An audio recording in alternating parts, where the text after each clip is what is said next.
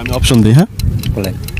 হযরত আবু বকর রাদিয়াল্লাহু তাআলা আনহু, হযরত ওসমান গনি রাদিয়াল্লাহু তাআলা আনহু, মাসউদ ইবনে উমাইর রাদিয়াল্লাহু তাআলা আনহু, এবং যার যার জানাজা যারা নিজে থেকে পড়ে গেছে, কেউ পড়ায় নাই।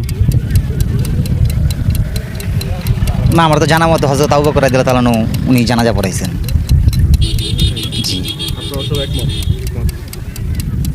আসলে ভাইরা অনেক কষ্ট করছেন অনেক উত্তরগুলো দেওয়ার জন্য।